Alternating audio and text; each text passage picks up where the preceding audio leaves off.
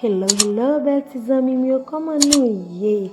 An nou suive tap sak pase konya sur ekran ki se like, share, epi kite yon komante.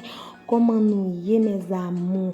Jodi a mwen entre la kay nou, kote m vin montre ou koman ou kapab fè yon ti labouyi, bien goût, bien rapide, mes amou. Men farine sa, son farine ki tre fragile. Pa metel nan dlo ki bouilli. Depi wap metel nan dlo bouilli, li komanse tout fait boule nan men. Mais li bon en pile farine muffin ça, li fait bon et puis comme ça tout li fait bon la bouillie. Son farine moi recommandé ou même qui aime la bouillie en pile ou capable utiliser li la caillou. Ou ap joindre dans Walmart, ou ap joindre dans Poplex, ou ap joindre dans supermarché yo mes amours, dans supermarket yo, ou ap joindre ça qui ça me pral faire kounya la. C'est yon la bouillie moi pral faire côté nous moi gen farine moi et puis moi gen ani moi pas use sucre parce que farine nan déjà sucré mes amours mais m'a use ani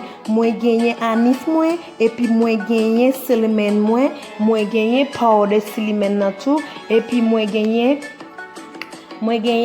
essence moi pour moi mettre.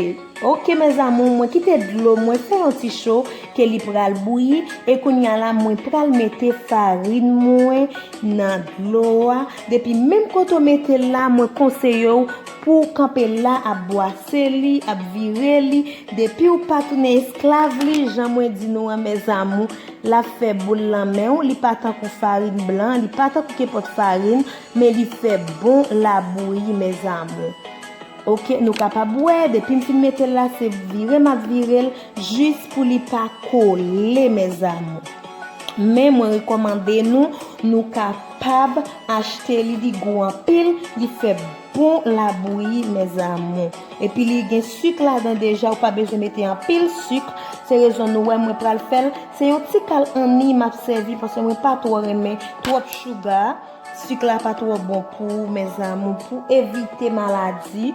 Et puis tout moi conseiller nous même dans thé n'a boire le matin petit café nous ka mettre en sirop là-dedans yo en ni plutôt parce que raison que fait nous ka utiliser en ni ou ka mettre que petit canani et puis là on mixer li goût mes amours nous capable boire dans de l'eau moi gagne un petit bout de citron ka bouillir qui c'est pour citron ma connait nous en pile qu'on fait comme ça les nous a fait la bouillie nous mettez li et puis moi gagne anis moi dans de l'eau moi gagne cinnamon moi dans de l'eau et puis m'a virer li mes amours et c'est comme ça pour moi virer li bien virer jusqu'à ce que li vin bien la bouillie nan men moi mes amours et m'a profiter di nous farine gonfler en pile mes amours c'est une farine qui gonfle en pile fait en pile attention avec lui. Ok chéri mio après moi fin bien mixer la bouillie moi fin bien virer la bouillie moi nous capable ouais bouillon commencer à aller yo pas trop. Et c'est comme ça la bouillie moins fin bien mixé bien kembe koli et puis qui ça moi va le faire moi pas et puis qui ça m'a fait mes amours nous capable ouais je l'ai bien mixé toute bagaille bien faite la bouillie a kembe kol et qu'on y a la moi gen yon couplet moi que moi pral vider là dans li et puis là moi fin vider là m'a continuer mixer li bien mixé mes amours pour moi mettre tout l'autre ingrédient mieux on nous suivre avec.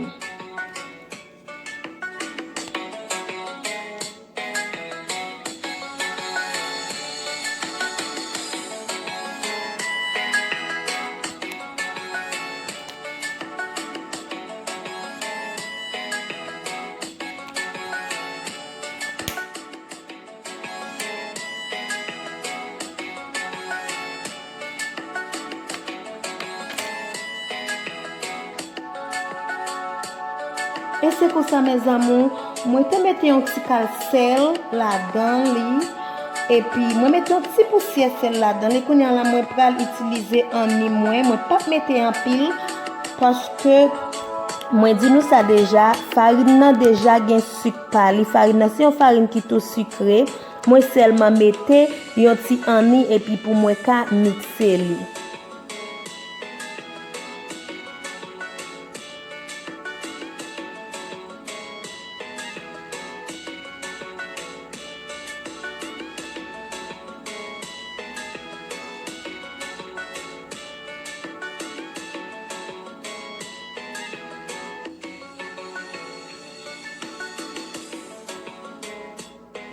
Et c'est comme ça mes amis, moi a bien mixé li.